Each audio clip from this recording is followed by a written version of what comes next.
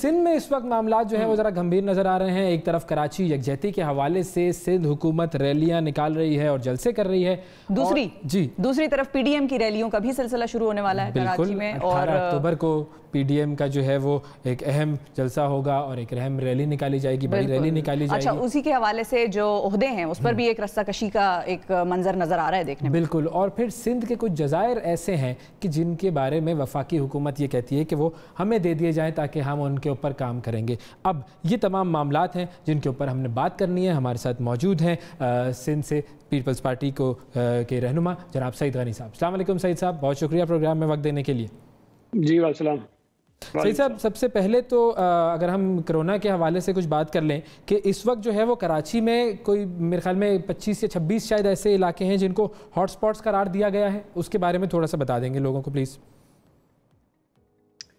जी, ये एनसीओसी की जो मीटिंग हुई थी कुछ हफ्ते कबल, उसमें ये फैसला हुआ कि पहले तो लॉकडाउन था पूरे मुल्क में, फिर उसके बाद ये स्मार्ट लॉकडाउन किया गया कि कुछ इलाके जो हैं वो बंद कर दिए जाते थे। फिर उसके बाद एक नया निज़ाम उन्होंने बनाया है कि माइक्रो स्मार्ट लॉकडाउन की तरफ जाएंगे, जिसमें मजीद जो है वो छोटी आबादी या मकानात या बिल्डिंग्स हैं जहाँ जहाँ पे केसेस ज़्यादा हैं उसमें थोड़ा रिस्ट्रिक्शंस होगी कि लोग बाहर ना निकल सकें।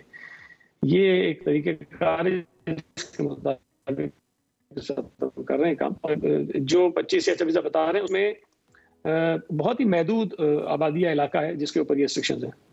अच्छा, इसके अलावा जो स्कूल्स या मार्केट्स जो हैं वो भी बहुत सारी ऐसी हैं कि जो कि बंद की गई हैं।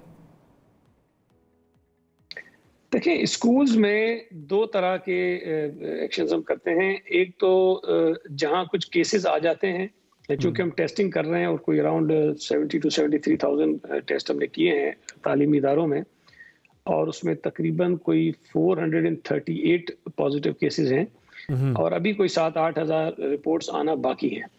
तो कोई तकरीबन 0.7% शरह है तालीमी इदारों में जो पॉजिटिव रेट्स आ रहे हैं उस पर।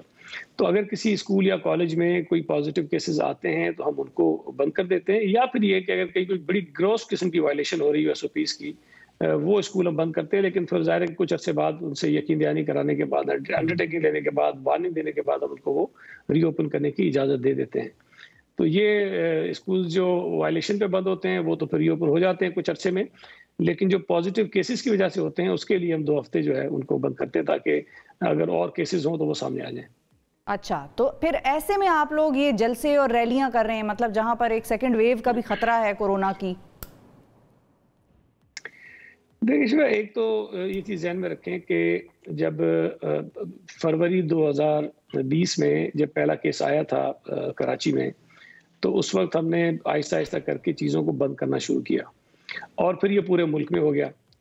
उस दौरान में पाकिस्तान पीपल्स पार्टी के जो बानी चेयरमैन थे शहीद जुल्फ़िकार अली भुट्टो, उनकी योम शहादत का भी इवेंट आया और पीपल्स पार्टी ने वो जलसा मनसूख कर दिया और हमने वो प्रोग्राम नहीं किया। बल्कि जब तक लॉकडाउन था हमने कोई ऐसा इज्तिमा नहीं किया जो शायद उस लॉकडाउन की वायलेशन में होता। इवन यहाँ तक भी था कि हमारी पीपल्स पार्टी कराची की मीटिंग्स, जो मैं खुद कराची का प्रेसिडेंट हूँ, हमने कराची की मीटिंग्स भी कई महीनों तक नहीं की और हम टेलीफोन पर जो भी डिसीजंस होते थे वो कर रहे होते थे। पाकिस्तान पीपल्स पार्टी की जो सेंट्रल एग्जीक्यूटिव कमेटी हो या कोई और बड़ी सतह की जो कमेटीज थी, उनके इजलास भी या तो वर्चुअल हो रहे थे या फिर वो कुछ लोग आ जाते थे, कुछ जो है ऑनलाइन वो मीटिंग करते। तो हमने बिल्कुल स्ट्रिक्टली जो है उन तमाम चीज़ों को फॉलो किया। लेकिन आज जब हम बात कर रहे हैं, जब हमारी रैली की बात कर रहे हैं, तो इस वक्त पूरे मुल्क में किसी भी किस्म के कारोबार पर कोई पाबंदी नहीं है। इस वक्त आपकी मौशी सरगर्मियां हो, कारोबारी सरगर्मियां हो, तालीमी सरगर्मियां हो, हर चीज जो हमने बंद की थी वो रीओपन हो गई है, बट विद सर्टेन SOPs। उन्होंने कहा है कि ये आप काम कर सकते हैं, उसमें आप SOPs को फॉलो करें। हमने जो अभी रैली की उससे पहले अगर आप कराची की बात करें तो कराची शहर में बहुत सारे मजहबी इवेंट्स भी हुए, बहुत सारे पॉलिटिकल इवेंट्स भी हुए, तमाम लोगों ने की। और मैं ये समझता हूँ कि शायद उन्होंने SOPs उस तरह फॉलो नहीं की। हमने, आपके कैमरामैन यकीनन वहाँ मौजूद होंगे, हमने कोई 9 से 10 हज़ार लोगों में मास्क तकसीम किए। इवन आपके रिपोर्टर्स और कैमरामैन जो बगैर मास्क के थे, हमने उनको भी पहनाया कि भाई आप मास्क पहने। लेकिन अब जाहिर है इतना बड़ा इज्तिमा होता है, लोग ज्यादा आते हैं और एक अजीब सी आदत कंट्रोल नहीं हो सकता। सही बात है। वो मास्क जो आपने दिए भी हैं हजारों की तादाद में, वो भी लोगों ने थोड़ियों पे लगाए हुए, चिन पे लगाए हुए, हाथ में ऑडियोज में तो लगाए हुए नहीं है बहुत सारे लोगों ने। हाँ, वो थोड़ा सा एक प्रॉब्लम बिल्कुल हुआ है, लेकिन हमने हत्तुल इम्कान कोशिश की थी कि हम ये इस तरह से करें, और हम भी जिस गाड़ी पे खड़े हुए कोशिश तो हमने की कि हम 3-4 लोग ही खड़े हो, लेकिन फिर बाद में 2-4 लोग उसके ऊपर आ गए थे, तो वो बड़ी गाड़ी पे भी हम नहीं गए ताकि ज्यादा उस पे क्राउड ना बने। तो कोशिश हमने की, तो मेंटेन हो ही नहीं सकती। मास्क तो चलो फिर भी पहन लेंगे, लेकिन सोशल डिस्टेंसिंग तो किसी सूरत मेंटेन नहीं हो सकती। देखिए, अगर मास्क पहन लेते हैं ना तो शायद काफी सारी आपको बचत हो जाती है। बेसिकली तो अब ये आ रहा है कि जो मास्क है वो ज्यादा इफेक्टिव है, और वो अगर हम कर लेते हैं तो बहुत सारी चीजें ठीक हो सकती है। लेकिन एक चीज मैं और अर्ज कर दूं कि इस वक्त देखें पूरे मुल्क में सियासी सरगर्मियां उरूज पर हैं। हर शहर में, हर सूबे के अंदर मुख्तलिफ इज्तिमात हो रहे हैं। तो पीपल्स पार्टी एक सियासी जमात है, वो भी एक रिप्रेजेंट करती है पाकिस्तान के एक बहुत बड़े अवामी की नुमाइंदगी करती है। तो ये मुमकिन नहीं है कि अगर हमारे सूबे में एक जमात ऐसी हो जो नफरत की, लिसानियत की सियासत को परवान चढ़ाने की कोशिश कर रही है, और हम सूबे के सबसे बड़े स्टेक होल्डर होने के बावजूद उस पर चुप रहे। तो हमने अब यानी कि आप ये कह रहे हैं कि आओ हमारी रैली में भी आओ, हमारे जलसों में भी आओ, अब खतरा नहीं है कोरोना का, मास्क पहन लेना बस। ये ऑफिशियल स्टेटमेंट है ना आपकी? हम ये कह रहे हैं, देखिए हम जब बच्चों को कहते हैं स्कूल में जाएं तो आप जो है वो मास्क पहन के रखें और फासले पर रहें। हम कहते हैं फैक्ट्रियां चल रही हैं, आप उन फैक्ट्रियों में जाएं, लेकिन ये एहतियाती तदाबीरें ये करें। हम ये कहते हैं मार्केट्स खुली हुई हैं, आप वहां पर जाएं, लेकिन ये एहतियाती तदाबीरें। इस रैली और जलसे के हवाले से आपकी ऑफिशियल स्टेटमेंट क्या है? हाँ, नहीं, हम ये कह रहे हैं कि आप बिल्कुल आए, लेकिन जो एहतियाती तदाबीर हैं उसको आप फॉलो करें।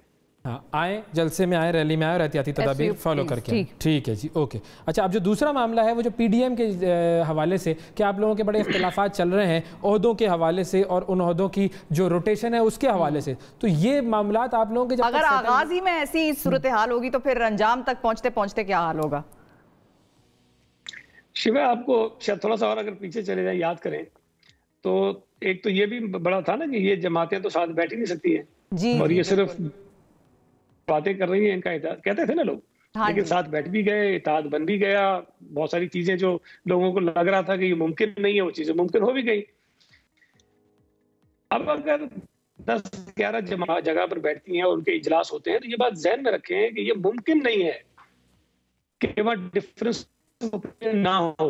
मैं आपको कहता हूँ कि हर इशू पर डिफरेंस, लेकिन खूबसूरती ये रास्ता निकाल लेते हैं और चीजें ठीक हो जाती हैं। जलसे की बुनियाद पर ये कहा गया कि जो लड़ाई हो गई, क्योंकि वो कोयटा का जलसा था 11 से 18 हो गया और इख्तलाफात हो गए, कर दिया, वो कर दिया, कोई सारी चीजें सेटल हो गई। 16 को गुजरांवाला होगा, 18 को कराची होगा, फिर यहाँ होगा, फिर यहाँ होगा, सारी तय हो गई। अब भी जो चीज यहाँ बनी है, या मेरे पास कोई फर्स्ट हैंड इन्फॉर्मेशन नहीं है इसलिए कि मैं मीटिंग में नहीं था, लेकिन एज ए पॉलिटिकल वर्कर जो मैं चीज ऑब्जर्व करता हूँ, मुझे ये यकीन है कि कोई ऐसा सीरियस इशू नहीं है। अगर चीजें ऐसी हैं कि इख्तिलाफात होते हैं वो रिजॉल्व हो जाएंगे, सॉर्ट आउट हो जाएंगे। जो बड़ा काम था वो हम कर चुके हैं कि बैठकर एक इत्तेहाद बना चुके हैं। सही है, उससे बड़ा काम अभी करना है, आप लोगों ने है, और वो काम है इस्तीफों का मामला। अगर इस्तीफों पे एजेंडा जो है सारी पार्टियों का यकजा हो जाता है तो फिर पीपल्स पार्टी क्या करेगी, ये एक इंटरेस्टिंग चीज होगी जिसका हम भी इंतजार करेंगे कि देखें कि क्या होता है उस वक्त।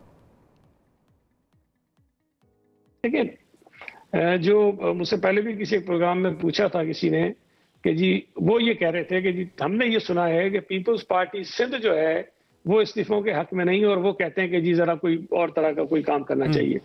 मैं रिप्रेजेंट करता हूँ सिंध हुकूमत को, और जाहिर है कि अगर इस्तीफों की बात आएगी तो लोग ये समझते होंगे कि सबसे ज्यादा तकलीफ वजीरों को भी इस्तीफे देने में। और मैं आपको ये बता रहा हूँ कि जिस दिन पार्टी ने ये डिसीजन कर लिया कि हमें रिजाइन करना है, शायद चंद सेकंड लगेंगे हमें अपने ओहदों से इस्तीफे देने में। ठीक है, फाइनली जो जजीरों वाला मामला है उसके हवाले से भी ज़रा गाइड कर दीजिए। अली जैदी साहब ने तो वो नोटिफिकेशन भी दिखा दिया, वो एनओसी भी दिखा दिया कि जिसके अंदर ये वो जज़ायर हवाले किए जाने की बात हो रही है। तो जब वो नोटिफिकेशन आप लोगों ने इशू कर दिया तो फिर प्रॉब्लम क्या है? देखिए, ना वो नोटिफिकेशन है ना वो एनओसी है। एक खत लिखा था वफाकी हुकूमत ने, और उसमें उन्होंने कहा था कि नया पाकिस्तान हाउसिंग अथॉरिटी जो उन्होंने बनाई है, जिसके जरिए उन्होंने कहा था 50 लाख मकानात हमने बनाने हैं पूरे मुल्क में, उस पर उन्होंने कहा कि हम यहाँ पर इस तरह का कोई प्रोजेक्ट शुरू करना चाहते हैं इस जजीरों पर। अगर तो जो अली जैदी साहब कहते हैं कि ये पोर्ट कासिम अथॉरिटी की प्रॉपर्टी है फेडरल गवर्नमेंट की, तो भाई आपको फिर हमें खत लिखने की जरूरत क्या थी, बना देते खुद ही। तो इन्होंने खत इसीलिए लिखा ना कि हमारी ओनरशिप, वही आइन में लिखा हुआ है, देखें कॉन्स्टिट्यूशन में लिखा हुआ है कि 12 नॉटिकल माइल्स तक जो भी समंदर के अंदर जजायर हैं या मादनियात हैं उस पर सूबा हुकूमत का कंट्रोल मिल्कियत होती है। उसके बाद सुप्रीम कोर्ट की जजमेंट है जिसमें ये कहा गया है कि इस तरह की कोई भी चीज होगी तो उन्होंने हमें लिखा कि हम इस तरह करना चाहते हैं तो हमें आपकी इजाजत चाहिए। हमने उनको ये कहा और लिखा हुआ उसके अंदर मुख्तसर जो आपने उसे देखा होगा, हम उनको ये कह रहे हैं कि आप वहां पर ठीक है इस तरह का कोई प्रोजेक्ट करिए, लेकिन वहां के जो मकामी लोग हैं उनके जो मफादात हैं उसको मद्देनजर रख के आप सारी चीजें करेंगे, नंबर 1। दूसरा हमने उनको ये कहा कि जो भी चीजें होंगी वो कानून के मुताबिक होंगी, जो कानून हमारे सूबे में राइज है उसके मुताबिक होगी। तीसरी बात उसमें ये लिखी हुई है कि सूबाई और वफाकी हुकूमत आपस में बैठकर मिलकर ये सारा काम करेंगी। अच्छा, अब ये जब खत लिखा गया जुलाई में उसके बाद से कोई डेवलपमेंट नहीं है, ना उन्होंने कोई मीटिंग की, ना उन्होंने हमें कुछ बताया, ना कोई काम किया। अचानक हमें अक्टूबर की 1 तारीख को या शायद उससे एक आध दिन पहले पता चलता है कि आरिफ अलवी साहब ने कोई यहाँ मीटिंग की है जिसमें उन्होंने कुछ जो बिल्डर्स हैं उनके साथ बैठ के बातचीत की। हमें नहीं पता क्या हुआ। ये जो ऑर्डिनेंस जारी हुआ ये भी बड़ा खुफिया था, ये 1 महीने बाद हमें पता चला। उस ऑर्डिनेंस को अगर आप पढ़ें उसमें ये लिखते हैं कि इस मुल्क के जितने जजीरे वो हमारी मिल्कियत है, और ये जो आइलैंड डेवलपमेंट अथॉरिटी उन्होंने बनाई है वो जो चाहे कर ले, वहाँ जो लोग रहते हैं उनको निकाल के फेंक दे, वहाँ जो तामीरात है उनको तोड़ दे, जमीन जिसको चाहे बेच दे। ऐसा तो नहीं हो सकता। उसमें लिखा हुआ है, मेरी बात है ना, मेरी बात रिलोकेशन अगर हो रही है तो उस ऑर्डिनेंस की मैं बात कर रहा हूँ जिसको हमने रिजेक्ट किया है, जो गैर आईनी है, जो आइन के प्रोविजंस के खिलाफ है। तो हमने उस ऑर्डिनेंस को मुस्तरद किया और हम समझते हैं कि जो गुड फेथ में हमने उनको जवाब दिया था उनके खत का, उसको उन्होंने मिसयूज किया, इसलिए वो खत्म नहीं रिकॉल कर। इस जवाब जो आप लोगों ने जवाब दिया जिसमें आपने मेंशन किया कि तीसरा पॉइंट ये लिखा हुआ है कि दोनों वफाकी और सिंध हुकूमत मिलकर बैठकर इसके ऊपर जो है वो फैसला करेंगी, काम करेंगी, ऐसा कुछ लिखा हुआ नहीं है इसके अंदर।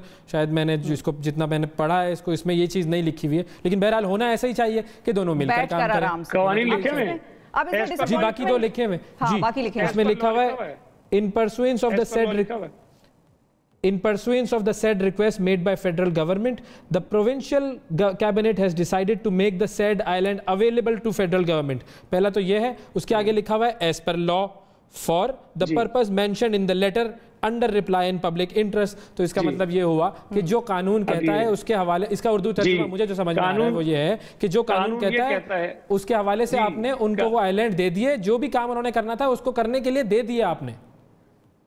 मेरे भाई, जब आप कोई कंस्ट्रक्शन करेंगे, डेवलपमेंट करेंगे तो उसके ऊपर फेडरल गवर्नमेंट के कानून लागू नहीं होते हैं, वहां पर प्रोविंशियल लॉज होते हैं। ठीक है, ठीक है। अच्छा, अब ये सारा मसला बैठकर सुलझाया जा सकता था ना सर। अब जो डिसअपॉइंटमेंट हुई है वो ये हुई है कि मतलब बिलावल साहब जैसा बड़ा लीडर हो, बड़ी सियासी जमात का लीडर हो, और वो ऐसी ट्वीट करे कि उस मामले को कश्मीर से मिला दे, तो सर इस पे तो दुख नहीं होता? आपको दुख नहीं होता, हमें तो होता है। मुझे एक बात बताइए कि जो ऑर्डिनेंस इन्होंने जारी किया है, अगर वो कॉन्स्टिट्यूशन की बिल्कुल वायलेशन में हो और सूबाए सिंध की जो जमीन है जिसकी मिल्कियत सूबाई हुकूमत के पास है उसके वो खुद से अपने आप को मालिक बना लें और ये भी कहें कि जी हम जो है जिसको चाहे यहाँ से निकाल दें, जिसकी जो चाहे यहाँ से डेमोलिशन कर दें और जिसको चाहे बेच दें, तो अगर सूबाई हुकूमत से बगैर पूछे, सूबाई काबीना से बगैर पूछे ऐसा कोई नादिर शाही ऑर्डिनेंस जारी होगा तो हम क्या करें? मुखालिफत करेंगे, बिल्कुल मुखालिफत करेंगे। जलसे रैलियां वो सारी सियासत पूरी गलत है। देखें, ये तो कब्जा है ना सिंध हुकूमत की हुदूद में, इंक्रोचमेंट है। अगर उस इंक्रोचमेंट को हम समझते हैं कि अगर उन्होंने बात करी तो हमसे करते हैं ना, पहले भी ऐसी तो बहुत सारी इंक्रोचमेंट हैं जिनके ऊपर फिर कश्मीर वाला जो कॉज है उसके बारे में बात होती है तो जरा अजीब सा लगता है ना। मतलब कराची में भी इंक्रोचमेंट हुई है, उसको भी फिर कश्मीर से मिला दें हम। मेरी बात ये है कि अगर मोदी मीडिया पर पाबंदी लगाया तो हम कहेंगे गलत करता है, और हमारे मुल्क में मीडिया पर पाबंदी लगे हम कहेंगे ठीक है, इस पे बात मत करो, उसको मिला। अगर कोई ऐसी चीज है जो वहां भी हो रही है जो यहाँ भी हो रही है, हम नहीं मिलाएंगे, दुनिया मिलाएगी, हो जाती है। तो ये बात गलत है कि अगर हम एक चीज समझते हैं कि कोई और गलत कर रहा है तो हमें वो चीज नहीं करनी चाहिए ताकि हम दुनिया में साबित करें कि वो गलत है। बिल्कुल ठीक है, बहुत शुक्रिया अदा करेंगे। सईद गनी साहब हमारे साथ मौजूद थे।